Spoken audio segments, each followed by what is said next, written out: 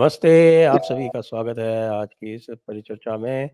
और आज हम बात करने वाले हैं चंद्रयान वहाँ पहुँचने के बाद चंद्रमा पर क्या कर रहा है और ये आदित्य मिशन क्या है, इनसे क्या होने वाला है। और हमारे साथ हैं एक बार फिर से श्री के सिद्धार्थ, जो कि एक अर्थ साइंटिस्ट हैं और भूगोल पर बहुत अधिकार रखते हैं। 48 पुस्तकें आपने लिखी हुई हैं और ये मेंटर भी करते हैं सिविल सर्वेंट्स को।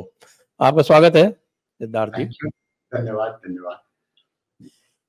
तो हमने चंद्रयान की सफलता का जो उत्सव है वो तो अब मना लिया है, लेकिन अब वो चंद्रयान और उसका जो रोवर है वो वहाँ पर जिस कार्य के लिए गया है उसका निष्पादन वहाँ अब वो कर रहा है।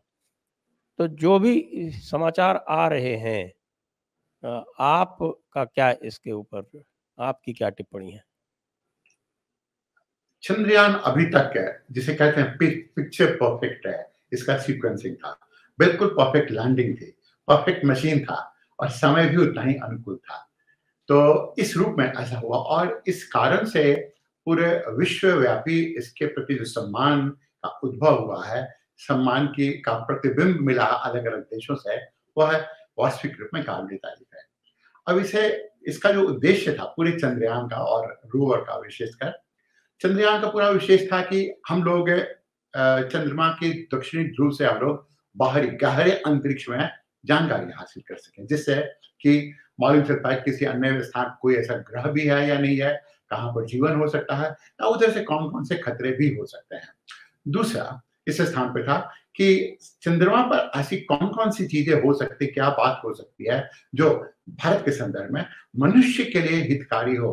क्योंकि जो प्राइम मिनिस्टर मोदी साहब ने कहा था कि जो भी हमारी रिसर्च है, जो भी हमारी खोज है, जो भी हमारी फाइंडिंग होगी, वो पूरे मानवता के लिए होगी। जाहिर है एक सॉफ्ट पावर प्रेजेंटेशन है पूरी दुनिया के सामने में, उसी तरह का जिस तरह के इन्होंने किया था कोविड के समय में 135 देशों को फ्री वैक्सीन दे दिए थे। तो अब यह पहली बार है कि दक्षिणी ध्रुव के ऊपर में कोई भी यान गया है।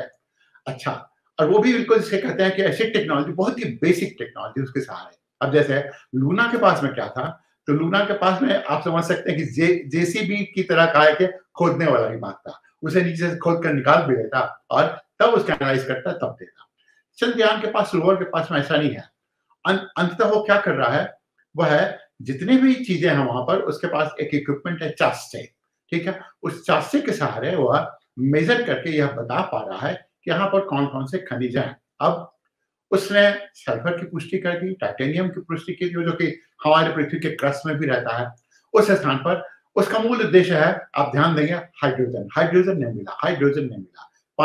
पानी की बहुतायत उस स्थान पर लगती है, लेकिन वो हाइड्रोक्साइड फॉर्म में है। और यह भी देख रहा है कि कहीं वह पानी रेडिएशन से भरा पूरा तो नहीं है, क्योंकि चंद्रमा की सतह पर सूर्य की जो किरणें पड़ती हैं, वो जो सूर्य की किरणें होती हैं अपने साथ में प्लाज्मा स्टेट में किरणें पड़ती हैं और वहां पर अच्छी खासी हीलियम की वर्षा कर देता है। तो वहां की चट्टानों की सतह में हीलियम भी पाया जाता है इस रूप में। और हम लोग ऐसा समझते हैं कि हीलियम होगा ही होगा, हो सकता है रोवर उसको अभी तक खोज नहीं कर पाया हो, थोड़े दिनों के बाद में खोज कर ले। तो आयरन, कॉपर की अभी तक खोज नहीं हुई। कॉपर मिलेगा भी तो गहराई में मिलेगा अगर मिला है तो इससे दो तीन बातें हम लोग को मालूम चलती हैं कि संसाधनों के रूप में, सल्फर के रूप में, टाइटेनियम के रूप में, सिलिकॉन के रूप में वहां पर बहुतायत है। हाइड्रोजन हम लोग अभी नहीं खोज पाए, 7 दिन का समय और है, और भी खोज लेंगे। लेकिन यह तो मिनरल रिसोर्सेज की खोज हुई, मतलब कि इसका रोवर से क्या हुआ, क्या फायदा हुआ। जो रोवर से और चंद्रयान से पूरा ओवरऑल फायदा जो भारत को होगा, वो इसकी ब्रांडिंग के कंटेक्स्ट में होगा कि इसे पूरे विश्व में एक ऐसी शक्ति बना देगा कि यह दक्षिणी ध्रुव पर भी, जहां कोई नहीं गया है, उस स्थान पर कोई उतर सकता है, और वो भी इतने सस्ते दर पर। एक काम और उन्होंने किया है, लैंडर और रोवर दोनों लोगों ने मिलकर चीज किया है कि तस्वीर ली है। अब वही काम करेंगे कि लेजर बीम छोड़ना शुरू कर देंगे रंभा के सहारे पृथ्वी के ऊपर में, और ये हम माप करेंगे कि कैसे कैसे हमारी पृथ्वी नजदीक आती है चंद्रमा के। और आप समझ नहीं सकते कितना महत्वपूर्ण होगा, क्योंकि पृथ्वी के ऊपर में जितने भी ज्वारीय घटनाएं होती हैं वो चंद्रमा द्वारा निर्देशित होती हैं। और चूंकि वह चंद्रमा के द्वारा निर्देशित होती है, इसलिए हम लोग इसका अध्ययन करके पूर्वानुमान कर सकते हैं कि किस स्थान पर बारिश का, हवाओं का और ज्वार का ऐसा संगम नहीं हो जो मनुष्य के लिए हानिकारक भी हो। तो अभी तक इसकी जितनी भी फाइंडिंग रही है, मिनरल्स के संदर्भ में, टेम्परेचर के संदर्भ में, अब टेम्परेचर इसका जो बात बता रहा है कि ऊपर की सतह पर लगभग 70 डिग्री सेंटीग्रेड और अभी दोपहर का समय होने को आया है, मतलब चंद्रमा पर अभी दोपहर का समय होने को आया है। तो वो टेम्परेचर हम लोग को बिल्कुल एस्टॉनिश करने, अचंभित कर देने वाली है, क्योंकि किसी ने भी नहीं सोचा था कि वहां पे सतह का तापमान है 50 डिग्री सेंटीग्रेड से ऊपर भी होगा, 20 डिग्री से ऊपर होगा, ये 50 पहुंच गया और 70 भी। और सबसे मजेदार बात है जो पृथ्वी से बिल्कुल भिन्न है कि पृथ्वी की गहराई पर जैसे जैसे आप नीचे चलते आते हैं वैसे वैसे ताप प्रवणता, मतलब कि टेम्परेचर ग्रेडियंट बढ़ता जाता है। चंद्रमा पर क्या है, ठीक उल्टा दिख रहा है। ऊपर में तापमान बहुत अधिक और नीचे में मात्र 8 सेंटीमीटर से 10 सेंटीमीटर नीचे है, तो उसका तापमान -10 डिग्री सेंटीग्रेड। तो ये फाइंडिंग है। अब इस फाइंडिंग के सहारे हम लोग एक और भी काम करेंगे कि चंद्रमा पर उसने इंडिकेशन दिया है कि रोवर ने इंडिकेशन दिया है कि यहाँ पर मून क्वेक भी आता है, भूकंप भी आता है, भूकंप की तरह।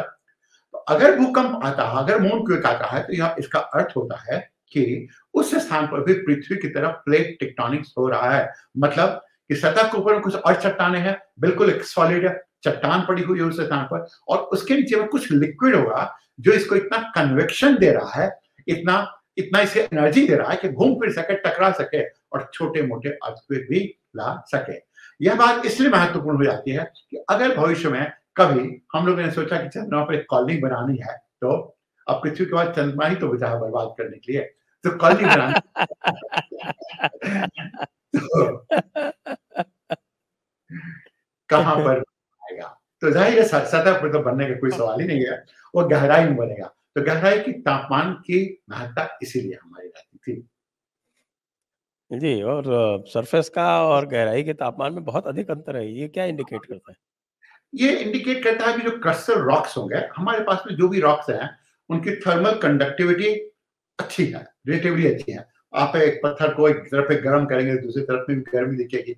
लेकिन 8-10 सेंटीमीटर के भीतर है मत के इतना अंतराल आ रहा है, इस तरह की प्रवणता पाई जाती है, ग्रेडियंट पाया जा रहा है। मतलब कि चट्टानों के कंपोजिशन में, उनके क्रिस्टल स्ट्रक्चर में ज़रूर कुछ न कुछ ऐसा परिवर्तन है, अंतर है, जो पृथ्वी पर हम लोग अभी नहीं समझ पा रहे हैं। और अभी जितनी जानकारी थी, उसी के बारे में साझा किया इसरो ने, और इसी जानकारी के आधार पर निष्कर्ष भी निकला है। अच्छा, ये भी बताएँ कि ये जो खनिज पदार्थों की जो भी अन्वेषण हो रहा है और उनके बारे में जानकारी मिल रही है, तो इन खनिज पदार्थों का खनन किस प्रकार हो सकेगा? उसके लिए तो जो अर्थ मूविंग इक्विपमेंट्स वगैरह चाहिए, वो पृथ्वी से चंद्रमा पर ले जाया जाना संभव हो सकेगा क्या? और यदि संभव हो भी गया कि आप इक्विपमेंट वहाँ पे ले भी गए, तो वहाँ उसको ऑपरेट करने के लिए कितने दिन तक, कब तक कोई वहाँ पर रह सकेगा? ये जो है वो ऐसा लगता है कि खनिज पदार्थ हों भी तो उनकी उपयोगिता क्या हो सकेगी?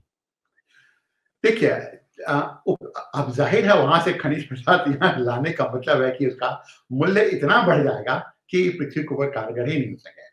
पृथ्वी पर हमारे साथ एक समस्या है। हम लोगों ने किया क्या है कि औद्योगिक क्रांति के उपरांत हम लोगों ने सतह की सारी चट्टानों को खंगाल दिया है। जितनी भी चट्टानें हो सकती, जितने भी खनन केंद्र हो सकते, सबसे हम लोगों ने निकाल दिया है। नंबर 1, तो लगता है कि अब किसी अन्य जगह पर जाए, किसी की टैंकी पर और कब्जा किया जाए, जो चीन करते रहता है, उससे ज़्यादा बेहतर है चंद्रमा पर ही चला जाए, चोरी डकैती करने में कोई प्रतिस्पर्धा नहीं होगी। एक तथ्य है यह, ठीक? लेकिन व्यावहारिकता की बात यहाँ पर इसलिए नहीं आती है क्योंकि अगर मान लीजिए खनिज मिल भी जाए तो कम से कम 10, 15, 20 साल लगेंगे जिसके सहारे आप ये काम कर सकें। और ये काम करने के लिए कौन सोचेगा? डीप स्टेट सोचेगा इस काम को, जहाँ पर सिर्फ प्रॉफिट मोटिव वही सोचेगा। अन्यथा अगर जरा भी सेंसिबिलिटी होगी तो लोग पृथ्वी को ही और बेहतर कर देंगे, क्योंकि पृथ्वी को बेहतर करना बिल्कुल आसान काम नहीं है अगर परसेप्चुअल कॉन्फ्लिक्ट नहीं हो तो, मतलब नजरिए में कोई कॉन्फ्लिक्ट नहीं हो तो। एक ये बात चलाता है। लेकिन जो दूसरी सबसे महत्वपूर्ण बात यहाँ पर है वो है टेक्नोलॉजी स्टेटमेंट, पावर स्टेटमेंट है और ऑरा स्टेटमेंट है। तो टेक्नोलॉजी स्टेटमेंट का मतलब हो गया कि भाई हम लोग टेक्नोलॉजिकली बहुत ही सॉलिड है। टेक्नोलॉजिकल तकनीकी रूप से हम लोग बहुत सक्षम हैं, पूरी दुनिया पर परचम लहरा दिया, इसमें कहीं कोई डाउट नहीं है। दूसरी बात, अब कोई भी देश इसके ऊपर में अगर जाएगा और जाकर यह काम करना चाहेगा, जो करता है, करने की सोच रहा है, तो सबके पास में एक डर है कि कहीं चीन को कुछ ऐसा सामान हाथ में लग जाए जो कि पृथ्वी पर नहीं है, तो चीन इसका उपयोग करके पूरी पृथ्वी पर गड़बड़ फैलाना शुरू कर सकता है। यह एक डर है। तो मतलब कि आप जाइए कहीं पर, आपके पास में एक हथियार पड़ा हुआ, उस हथियार से आप 10 लोगों को मार पीट सकते हैं। तो हम भी चलेगा कि भाई मेरे पास में हथियार का एक्सेस रहेगा और कि हमारे ऊपर कोई आक्रमण नहीं कर पाए। यह इसका प्राइमरी मोटिव ये दिख रहा है एज ऑफ नाउ, और जिसको नहीं कहते हैं कि इस आधार पर ले लेते हैं तो।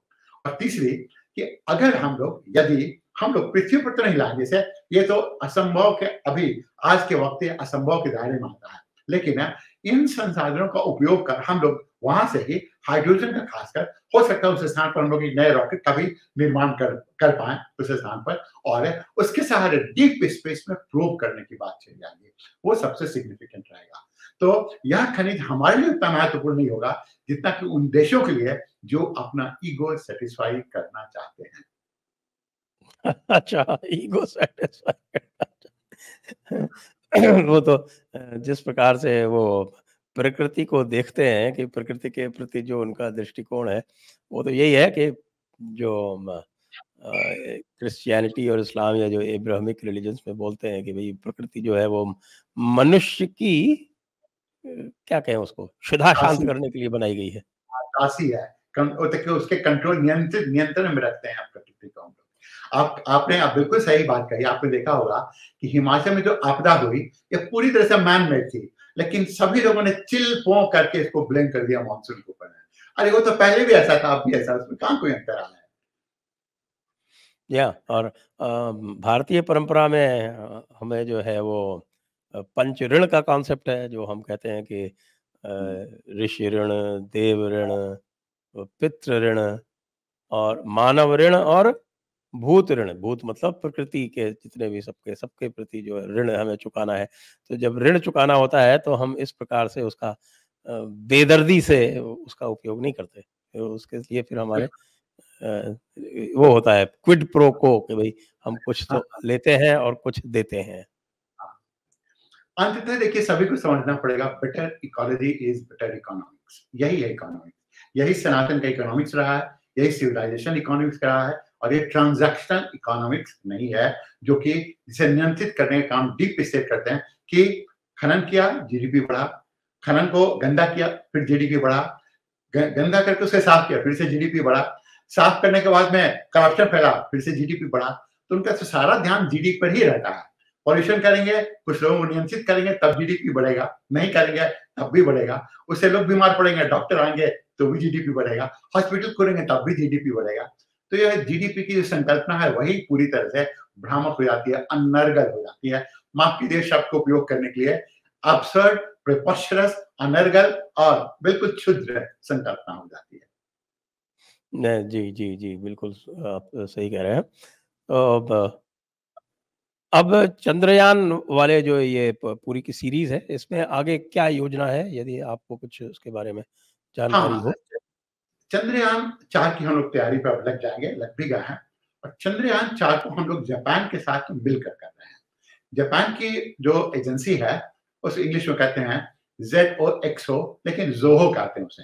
तो उसके साथ में मिलकर हम लोगों ने क्षुद्र ग्रह पर भी उतरने का प्रयास किया था, और संभवतः ये चौथे चरण में इसका नाम चंद्रयान नहीं होगा। हम लोग यहाँ पर टेक्नोलॉजी का, स्टैटिक इंटरेस्ट का, और साथ ही साथ है अपने अपने ज्ञान का सभी का संवर्धन करने जाएंगे जापान के साथ में मिलकर, क्योंकि उनके पास में कुछ टेक्नोलॉजी जो हमारे पास नहीं है, हमारे पास कुछ चीजें हैं, और जुगाड़ से हम लोग क्या नहीं कर सकते। भारतीय लोग इसीलिए तो पूरे विश्व विख्यात है।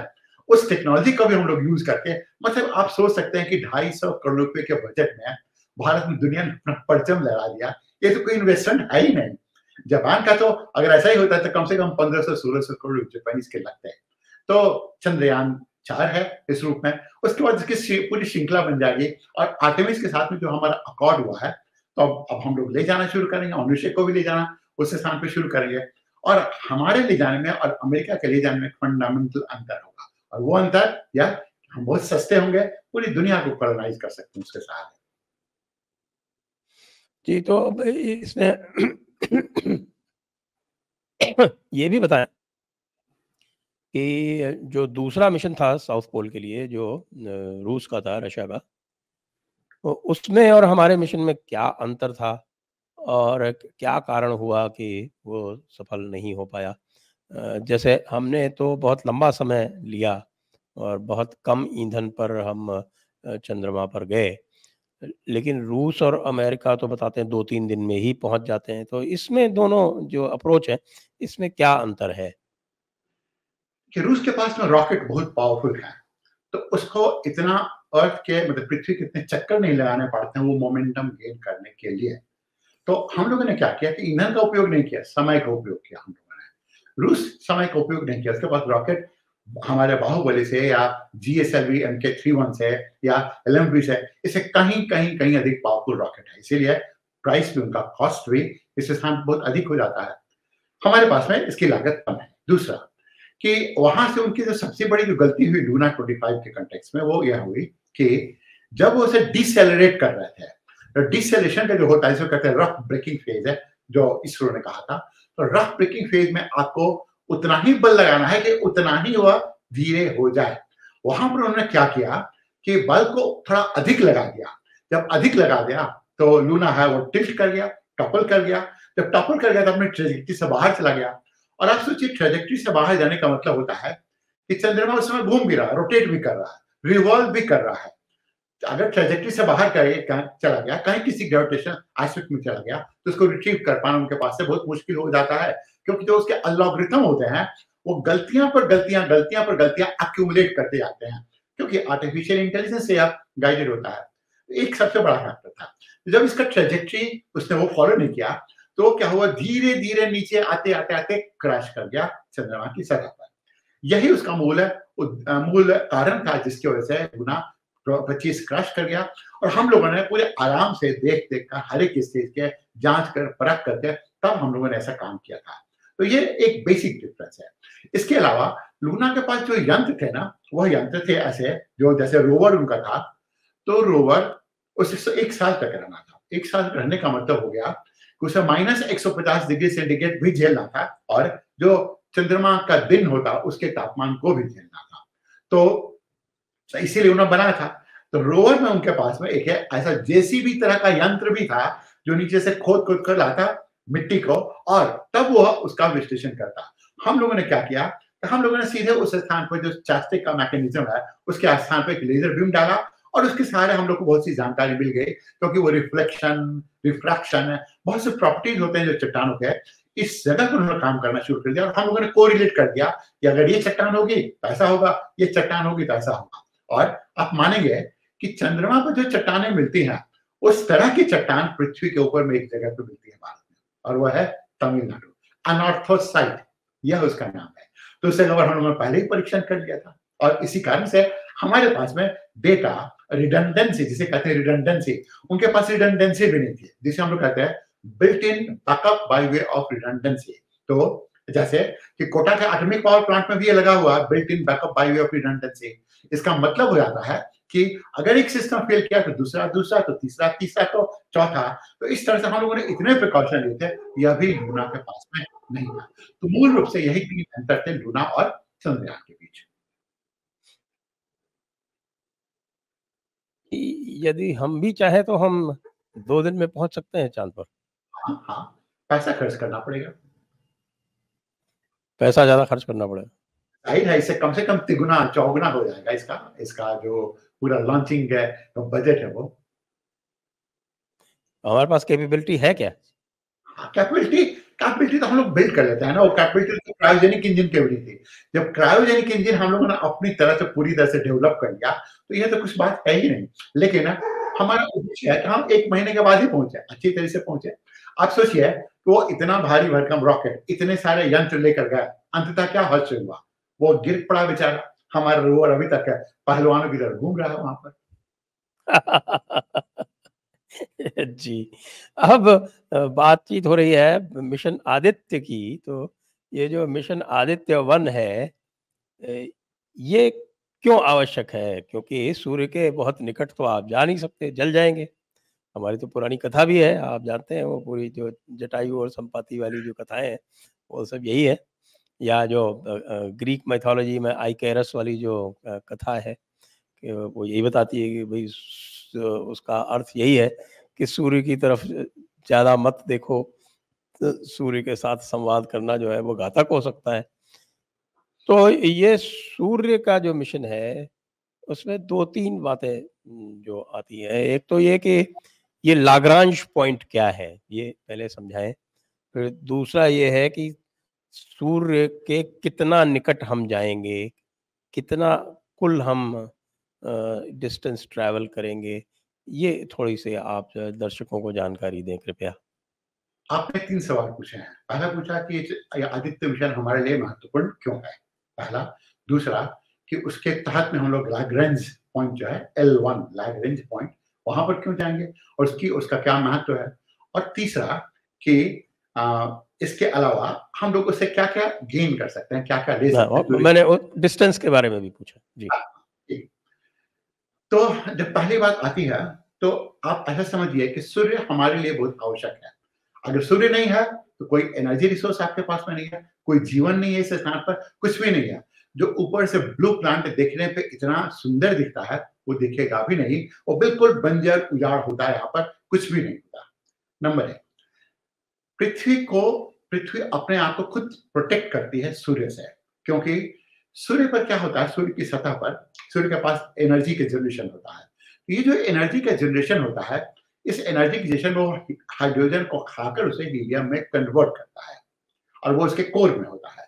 कोर में उस जगह पर 15 मिलियन डिग्री सेंटीग्रेड, मतलब 15 आप सोचिए 1.5 करोड़ डिग्री सेंटीग्रेड का टेम्परेचर वहां पर पाया था, तब ये फ्यूजन भी हो पाता है। तो एनर्जी जनरेट हुआ, लेकिन सतह पर उसका टेम्परेचर 5000 डिग्री सेंटीग्रेड ही रहता है। लेकिन ये जो जितना भी वहां पर एनर्जी जनरेट हुआ, कभी-कभी ये सूर्य की जो ऊपर की परत है, उसमें अच्छी खासी मात्रा में उथल-पुथल होते रहता है और उस पर क्या होता है, जो आग की लपटें निकलती हैं, वह आग की लपटें मतलब कितने दूर तक, मतलब कि 3-3 लाख किलोमीटर दूर तक वो चली जाती हैं सूर्य से निकलकर। यह जो आग की लपटें होती हैं, अच्छी खासी इनमें ये जो इलेक्ट्रोमैग्नेटिक जिनको चार्ज फ्लेयर्स कहते हैं, सोलर फ्लेयर्स। फ्लेयर्स, हाँ, सोलर फ्लेयर्स है। इनको कहते हैं सोलर फ्लेयर। तो ये कोरोना से होता है। कोरोनल मास इंजेक्शन का उपयोग किया है आदित्य ने, कोरोनल मास इंजेक्शन, तो यही मास इंजेक्शन उसके पास में है। अब अगर ये सारी चीजें, इसमें क्या-क्या रहता है? गामा रे, अल्फा रे, बीटा रे, एक्स-रे और यूवी रे। तो आप सोचिए पृथ्वी पर क्यों नहीं पहुँचता है? सबसे पहले अगर पृथ्वी पहुँचा, तो पृथ्वी के वायुमंडल के सबसे जो ऊपरी हिस्सा है, उसको कहते हैं चुंबक मंडल, मैग्नेटोस्फीयर। और मैग्नेटोस्फीयर में भी एक बेल्ट है, जिसको एक वैज्ञानिक ने खोजा था, उनका नाम था वैन एलन। तो वैन एलन रेडिएशन बेल्ट कहते हैं। तो जैसे ही ये गामा तरंगें, अल्फा किरणें और बीटा किरणें आती हैं, तो अर्थ का मैग्नेटिक फील्ड या तो उसको डिफ्लेक्ट कर देता है, मतलब पृथ्वी से बाहर से कर देता है।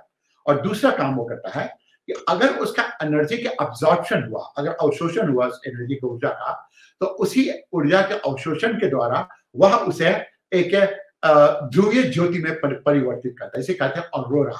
Aurora australis, aurora borealis. और ऑस्ट्रेलिस दक्षिण अंटार्कटिक के पास और ऑरोरा बोरेलिस है आर्कटिक के पास में। तो यह एनर्जी का कन्वर्शन हो गया। नंबर 1। तो आप सोचिए कि कभी ऐसा हो सकता है, ऐसा हुआ भी है। कैरिंगटन, इसको कहते हैं कैरिंगटन इवेंट है। 1859 में ऐसा हुआ था और 1859 में इतना मास इंजेक्शन हुआ कि अमेरिका में, कैलिफोर्निया में ऑब्जर्व किया गया था, 3 मिनट के लिए ऑब्जर्व किया गया था कि टाइपराइटर अपने चलने लगे, वहां पर अपने काम करने लगे, जितने भी इलेक्ट्रिकल इक्विपमेंट है सब खुद न खुद काम करने लगे। मतलब आप सोचिए, आप घर के आपने सारी रोशनी बंद कर दिया, सारे सॉकेट को निष्क्रिय कर दिया है, लेकिन तब भी घर की अगर लाइट चलने लगे तो आप हतप्रभ हो जाएंगे, ऐसा क्यों हो रहा है? वो ऐसा इसलिए कि इलेक्ट्रिसिटी का ट्रांसफर हो जाता है वायुमंडल से और पूरे वायुमंडल चार्ज हो जाता है और वो इलेक्ट्रिक का कन्वर्शन हो जाता है। कुछ वायर्स में आता है और वायर उसी को लेकर चलना शुरू कर देते हैं। जब चलना शुरू कर दिया और आपके घर से, जैसे आपका अभी कंप्यूटर ऑन है, मेरा कंप्यूटर ऑन है, ये क्या होगा कि एक पर एक गर्म होना शुरू होगा और फिर विस्फोट हो जाएगा। ठीक? तो अब हम लोगों ने क्या किया है कि हमारे पास तो पूरी पृथ्वी पर इतने ढेर सारे इक्विपमेंट आ गए हैं और इतने महंगे इक्विपमेंट हैं। अगर एक ऐसा इवेंट हुआ कैरिंगटन की तरह का और हमारी जानकारी में नहीं है, तो क्या होगा कि सारे के सारे इलेक्ट्रिक इक्विपमेंट फेल कर जाएंगे और पूरी दुनिया में कम से कम $3-4 ट्रिलियन का नुकसान हो जाएगा और होना ही होना है। यह दूसरी बात चली आती है। तो इस कारण से अगर हम लोग उसका अध्ययन कर पाए, हम लोग रोक तो नहीं पाएंगे, हमारी हमारी ऐसी औकात ही नहीं हम पृथ्वी पर मनुष्य की कि वह इस तरह के कोरोनल इंजेक्शन को और मास इंजेक्शन को रोक पाए और सोलर फ्लेयर को रोक पाए। तो क्या कर सकते हैं कि अगर आदित्य को भेजा है तो अरे आदित्य एक खबर देगा हमें और हम सभी को कहेंगे कि पूरे भारत में सबको अपनी बिजली वगैरह बंद कर दे। नहीं तो किसी पावर स्टेशन में गया और वहां पर पावर का निर्माण हो रहा है, एनर्जी का, इलेक्ट्रिसिटी का निर्माण हो रहा है, तब क्या होगा कि उस पावर स्टेशन को पूरी तरह से उड़ा देगा, पूरी तरह से ध्वस्त कर देगा, आग लग जाएगा, सब कुछ हो जाएगा और बिजली कहां पर नहीं होगी। तो ये हम लोग वार्न कर सकते हैं कि आप ऐसा कर सकते हैं। ऐसे भी एहतियात के रूप में जो बहुत तेज लाइटनिंग चलती है, आपको ध्यान होगा वेनेजुएला में एक जगह है काटातुम्बो, वहां पर 1 घंटे में 284 बार बिजली चमकती है उस स्थान पर। उसके आसपास के क्षेत्रों में हमेशा लोगों को हिदायत दी जाती है कि अब आप इससे अब आप अपने सारे इक्विपमेंट बंद कर दीजिए, अंधेरे में रह जाइए, 5 मिनट के लिए रहिए, 10 मिनट के रहिए और फिर वो ओवर हो जाएगा 1 घंटे के लिए। तो ऐसा हम लोग पृथ्वी पर भी कर सकते हैं और प्रधानमंत्री मोदी ने कहा है कि यह पूरे मानवता के लिए होगा। अब आते हैं तीसरा इसका महत्व कि आप ये रिवर्स प्लानिंग का हिस्सा है, ये स्ट्रैटेजिक भी है और टेक्नोलॉजिकल भी है। अगर मान लीजिए हम लोग को स्पेस पावर बनना है तो स्पेस वेदर की जानकारी रखनी होगी। और स्पेस वेदर क्या होता है? स्पेस वेदर होता है सोलर फ्लेयर के बारे में जानकारी आपको मिले तो वह हुआ, जैसे बादल तो हवा हो जाती है, ये हवा हो जाती है। पृथ्वी का चुंबक क्षेत्र चलाता है स्पेस वेदर में, जियोमैग्नेटिक रेडिएशन स्टॉर्म चलाता है स्पेस वेदर में, साथ ही साथ वहां पर सब मैग्नेटिक फील्ड भी चले आते हैं और सौर हवाएं भी चली आती, सोलर विंड भी चलाता है।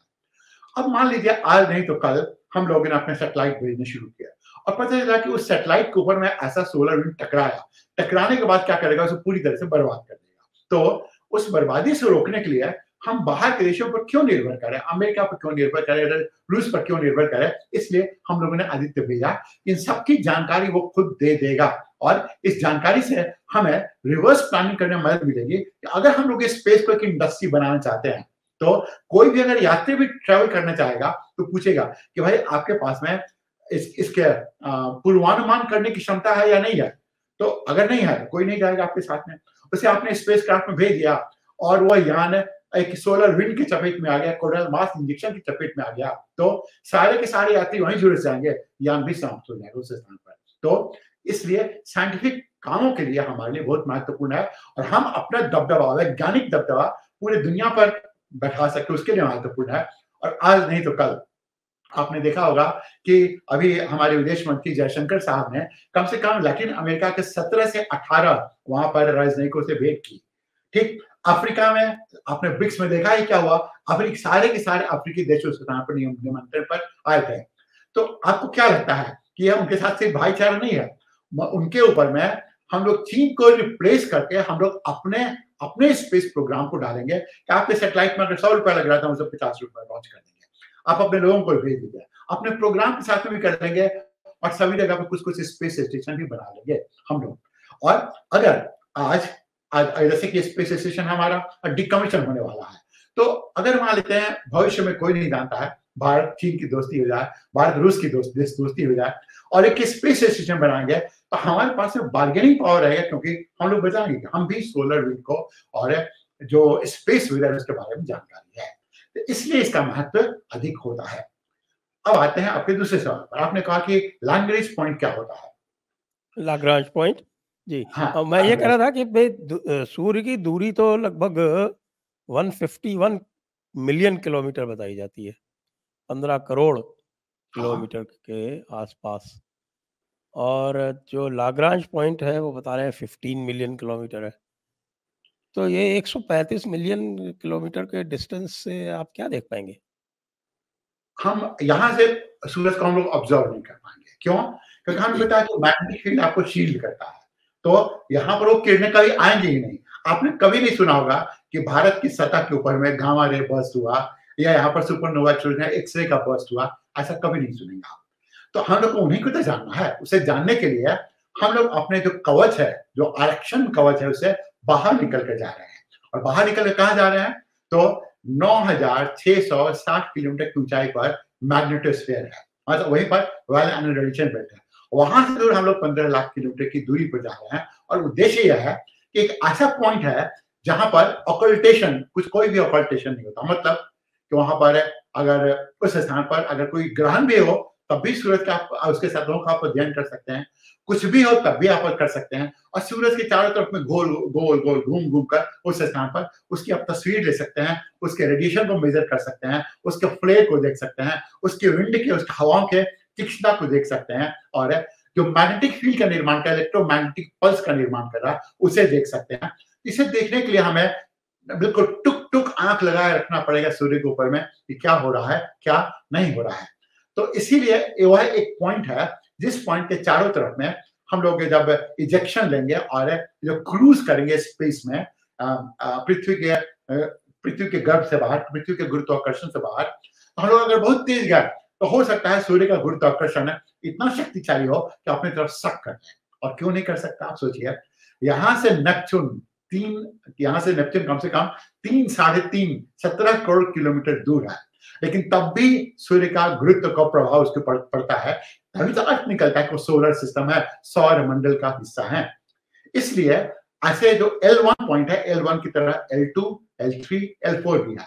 हम लोगों ने L1 को चुना और इस जगह पर अपने आप को स्थापित कर दिया और 5 सालों तक ये देखते रहेंगे, ऑब्जर्व करते रहेंगे, और उसके सहारे सूर्य के व्यवहार के बारे में हम लोग कुछ निष्कर्ष निकाल सकते हैं। अब जैसे एक निष्कर्ष अभी निकाल सकते हैं कि बहुत दिनों से सोलर स्टॉर्म नहीं आया है, बहुत दिनों से सोलर स्टॉर्म नहीं आया है, तो एक मेजर सोलर स्टॉर्म आने का है। और ऐसा अगर सोलर स्टॉर्म आता है, आप ध्यान देंगे, कोरिलेट अगर कर सके तो तिब्बत के ऊपर में आया था इस मई जून के समय में, और वो जो सोलर स्टॉर्म था उसकी वजह से क्या हुआ कि तिब्बत में लोगों ने ध्रुव ज्योति को देखा। और अब यह भी माना जा रहा है, मतलब कि अगर हम लोग इसको विशुद्ध वैज्ञानिक रूप से बोले तो एक्स्ट्रा टेरेस्ट्रियल वेदर कंडीशन है पृथ्वी के वेदर को प्रभावित कर रहे हैं। और यही कारण था कि जेट स्ट्रीम अपने मार्ग से हटकर, विचलित होकर वह हिमालय के फुटहिल्स में एस्टैब्लिश कर दिया, और जब स्टैब्लिश कर गया उसी जेट स्ट्रीम के सहारे मानसून की हवा ऊपर क्यों चढ़ी और उसकी वजह से हिमाचल प्रदेश में विध्वंस हुआ है। आप सोचिए, इसके 3 को रिलेशनशिप है। पहला तो सोलर स्टॉर्म से अरोरा, सोलर स्टॉर्म की वजह से जेट स्ट्रीम के मार्ग में परिवर्तन, और जेट स्ट्रीम के मार्ग में परिवर्तन के कारण मानसून की तीक्ष्णता, यही स्वरूप रहा है इसका। इसलिए महत्वपूर्ण हो जाता है। हम लोग जानेंगे कुछ गड़बड़ होने वाला है तो हम लोग आगाह कर सकते हैं, पृथ्वी के बस जितने भी बाशिंदे हैं उनको आगाह कर सकते हैं, और जितने नागरिक उनको आगाह कर सकते हैं, नुकसान को नहीं रोक सकते हैं। जी, एक इसी में जो आप सोलर स्टॉर्म की और एक साथ में एक सनस्पॉट एक्टिविटी भी होती है, और ऐसा लोग साइंटिस्ट ने कहा है कि जो प्रगति हुई है, जो इंडस्ट्रियल रेवोल्यूशन हुआ है पिछले 500-600 साल में, वो इसलिए कि सनस्पॉट एक्टिविटी जो है वो थोड़ी सी इंक्रीज हो गई, और उसके कारण यूरोप इत्यादि जो विशेषकर से ठंडे देश थे उनमें थोड़ा सा टेम्परेचर बढ़ गया। तो ये सनस्पॉट एक्टिविटी के कारण हमारा जो इंडस्ट्रियल रेवोल्यूशन है ये हुआ। अब आजकल एक बोगी चलाई जाती है क्लाइमेट चेंज की, और हम देख रहे हैं कि ये बड़ा कंटेंशन सब्जेक्ट है, और एक कैंडिडेट तो खुलेआम क्लाइमेट चेंज के विरुद्ध बोल रहे हैं इस समय यूएस प्रेसिडेंशियल प्राइमरीज में रिपब्लिकन पार्टी की। तो ये जो ग्लोबल वार्मिंग की बात है, तो ये ग्लोबल वार्मिंग यदि मान लीजिए हम इस समय ग्लोबल वार्मिंग की बात कर रहे हैं और सनस्पॉट एक्टिविटी कल को कम हो जाती है, तो फिर क्या होगा? ये अवास्तविक रूप में बड़ा इंटरेस्टिंग क्वेश्चन है। देखिए, हम 3 बातों के इसका अंतर संबंध स्थापित करते हैं। सनस्पॉट है सूर्य की सतह पर कम तापमान वाला स्थान है। अच्छा, सनस्पॉट की एक्टिविटी जब होती है तो इसका अर्थ होता है कि वहां पर मैग्नेटिक फील्ड है अपेक्षाकृत कमजोर हो गया है, उसकी शक्ति क्षीण हो गई है। इसीलिए सूर्य के कोर से, सूर्य का कोर मतलब जहां पर तापमान 15 लाख डिग्री सेंटीग्रेड, अरे 1.5 करोड़ डिग्री सेंटीग्रेड है, उस स्थान पर वहां से कन्वेक्शन नहीं आ पाता है, और इसलिए वह एक डार्क स्पॉट बन जाता है। और जब डार्क स्पॉट बन गया तो लगेगा कि शायद सूर्य ठंडा हो गया, ऐसा नहीं है। दूसरे जगह से, इसके दूसरे स्थानों से मास कोरोनल इंजेक्शन बढ़ जाता है, एक कोरिलेशनशिप है। इसके डिटेल में हम लोग नहीं जा सकते क्योंकि विशुद्ध रूप से फिजिक्स में जाना पड़ेगा। तो जी। हम तो लेमैन के लिए बात कर रहे हैं। जी हाँ। हाँ, जब सनस्पॉट की एक्टिविटी होगी, सौर कलंकों की मात्रा अधिक होगी, तब तब पृथ्वी का तापमान बढ़ेगा। आप पाएंगे यह जो कोरिलेशनशिप उन्होंने कहा, तो आप बात कर रहे हैं लिटिल आइस एज के बारे में। लिटिल आइस एज के पहले क्या हुआ करता था कि टेम्स नदी थी लंदन की, पूरी जम जाती थी, लोग उस पर क्रिकेट खेला करते थे, उसकी बहुत सारी तस्वीरें भी हैं। तो उसके बाद से गर्म होना शुरू हुआ और तब से लगातार गर्म हो रहा है, हो रहा है और हो रहा है। ठीक, तो यह एक चक्र है, यह एक साइकिल है। आप मानेंगे इस पहलू को भी कि जिस समय केदारनाथ का मंदिर स्थापित किया गया था, उस समय जो स्थान था जिस पर स्थापित किया गया मंदिर, वह एक पैलियो चैनल था। पैलियो चैनल का मतलब वहां पर नदी भी थी, वहां पर मिट्टी भी थी उस स्थान पर, और वहां पर खेती भी होती थी। लोग चावल की खेती तक करते थे करीब 1500-1600 के आसपास की समय में। यह काम भी वो लोग किया करते थे और किया है इस पूरे पहलू को। तो जब ऐसी खेती होती थी उसकी, तो मतलब कि वहां पर तापमान इतना इतना अधिक था। अब उसके कंपैरिजन में, उसकी तुलना में तापमान वहां पर कम हो गया है, तभी वो बर्फ से आच्छादित रहता है। तो अगर जलवायु परिवर्तन को आप सनस्पॉट के साथ जोड़ेंगे तो एक साइकिल है, चक्र है, और ये हर एक 7 साल के बाद में इमर्ज करता है। जब ये साइकिल आता है तो ये प्रभावित करता है, पृथ्वी को सूखा कर देता है, वर्षा कम होती है, सूखा कर देता है। और आप एक एक बहुत ही आपके साथ परफेक्ट को रिलेशनशिप है कि क्रिकेट में जितने लोगों ने भी सबसे अधिक रन बनाए हैं, वो सारा सनस्पॉट एक्टिविटी के समय था। और क्यों? क्योंकि सनस्पॉट एक्टिविटी के समय पिच ड्राई हो जाता है, जो वेट पिच रहता है वो ड्राई हो जाता है। वेट पिच के ऊपर में बॉल अधिक स्विंग करता है और बैट्समैन खेलने में परेशानी होती है, और जब ड्राई हो गया तो लोग रन पर रन बनाते आते हैं। ब्रायन लारा और रिकी पॉन्टिंग ने सबसे ज्यादा रन इसी कारण से बनाए थे। तो सनस्पॉट आएगा ही और होगा ही होगा, लेकिन पृथ्वी के तापमान में निरंतर अधिकता चली आ रही है। यह एक तथ्य है। पृथ्वी के ऊपर में यह जो तापमान के बढ़ने की घटना है, कुछ तो हम लोगों ने किया है। और हम लोगों ने क्या किया है, तो हम लोगों ने शहर बना दिया है। अब जो शहर बना वो हमारी तकनीक से नहीं बना, वो पश्चिमी देशों की तकनीक थी, कंक्रीट से बना। तो कंक्रीट और एस्फाल्ट अब्सॉर्ब करते हैं सोलर रेडिएशन को, सन की ऊर्जा को अब्सॉर्ब करते हैं, और अब्सॉर्ब करके उसको नियत समय पर उसको बाहर भी करते हैं। तो आप एक कंक्रीट के दीवार के सामने रहेंगे तो आपको गर्मी लगेगी ही लगेगी। और तो और गाड़ियों से इतना धुआं निकल रहा है, इंजन की इतनी गर्मी कहाँ जाती है, वातावरण में। एसी की इतनी गर्मी कहाँ जाती है, वातावरण में। तो गर्म तो होगा ही होगा ना। लेकिन इतना कहने के बावजूद भी हम लोग कह सकते हैं कि क्लाइमेटिक चेंज के प्रति हमारे पास में क्लाइमेट चेंज हो ही रहा है, बिल्कुल कॉन्क्रीट साक्ष्य नहीं है। किसी स्थान पर ग्लेशियर मेल्ट कर रहे हैं, तो किसी स्थान पर वह बढ़ भी रहे हैं, बढ़ भी हो रहे हैं किसी किसी स्थान पर। अब जब हमें याद है कि 1986 में जब हम लोग सिविल सर्विसेज एग्जामिनेशन की तैयारी करना सोचा था हम लोगों ने, तो हमें बताया गया कि अंटार्कटिक के पास एक बहुत बड़ा छेद है और वह 20 सालों में इतना बड़ा हो जाएगा कि ऑस्ट्रेलिया भी उसके सामने छोटा दिखेगा। आज 20 साल नहीं, 40 साल हो गए। अंटार्कटिक का वो जो छेद था वो कहाँ गया, ओजोन में छेद था वो कहाँ गया, अभी तक पता नहीं चल पाया है। और इसके एवज में उन्होंने क्या किया, पश्चिमी देशों ने क्या किया, एक नैरेटिव को सेटअप करके उन्होंने पूरी दुनिया को डरा दिया। फिर कहा कि जो टेक्नोलॉजी चल रही है इससे बहुत अधिक मात्रा में हरित गृह गैसें विसर्जित होती हैं। अब इनके लिए आप नई टेक्नोलॉजी का उपयोग करें तो हमारे लिए अच्छा होगा, आपके लिए अच्छा होगा। आपने चूंकि रिसर्च किया नहीं था, हम लोगों ने तो किया नहीं था, अमेरिका की रिसर्च को हम लोगों ने मान लिया और आपने पूरे कंज्यूमर बिहेवियर को चेंज करके, आप सोचिए जो क्लोरोफ्लोरोकार्बन था उसके जगह पर हाइड्रोक्लोरोफ्लोरोकार्बन एनर्जी सेविंग डिवाइस है। तो नए नए प्रोडक्ट को बेचने का यह एक माध्यम भी बना है कि आप क्लाइमेटिक चेंज की बुगी को इसका एक हवा बना दीजिए और लोग बोले कि अगर आप ऐसा नहीं करते हैं तो आप क्लाइमेट सावी है ही नहीं। तो और अगर सावी है तो भाई हमारे प्रोडक्ट खरीदिए। अब आप सोचिए कि वो जो प्रोडक्ट बेचते हैं, पॉलिएस्टर के कपड़े बेचते हैं, एक एग्जांपल, फैशन डिजाइनिंग वाले कपड़े बेचते हैं।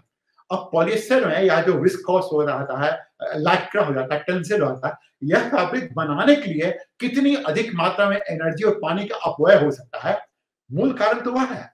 लेकिन इसको नैरेटिव रूप में बना देने का फायदा ये होता है, जब एक नैरेटिव बन गया तो पूरी दुनिया के देशों को ब्लेम कर सकते हैं और साफ सफाई के लिए आप अपने पास में उससे पैसा ले सकते हैं, एक बात। और दूसरी बात है कि क्लाइमेट चेंज की बोगी बनाकर, मतलब इसका हवा बनाकर आप और क्या कर सकते हैं कि अन्य देशों को आपके पास आप अपने पॉल्यूशन का आउटसोर्स कर सकते हैं, जैसे यूरोप ने किया है। यूरोप ने अपने पूरे पॉल्यूशन का आउटसोर्स कर दिया चीन के पास में। और 2-3 दिन पहले जयशंकर साहब ने भी कहा, आपको ध्यान होगा, उन्होंने कहा कि हम लोग सिर्फ बाजार के रूप में देखते हैं, हम सिर्फ बाजार ही नहीं बनना चाहते हैं, बाजार तो है ही, लेकिन इसके अलावा भी और कुछ, क्योंकि यहाँ पर उनकी आउटसोर्स करने की तैयारी थी। मतलब हम लोग बिल्कुल साफ सुथरे रहेंगे, कूड़ा कचरा आपको दे दिया है, आपको जो करना मरना है मर जाइए, जीवित रहना जीवित रह जाइए। तो क्लाइमेटिक चेंज के पीछे में दूसरा पहलू था। तीसरा था कि अगर तापमान बढ़ेगा तो पता है सबसे अधिक किसको फायदा होगा? यह फायदा होगा रूस को। दो फायदे हुए से, एक तो साइबेरिया के बहुत से स्थान जो जो जहां पर खाद्य पदार्थें नहीं होती है, जो खाद्य फसलें नहीं होती है, उस स्थान को ऊपर से उपजाना शुरू कर देंगे, जो कि कर दिया है।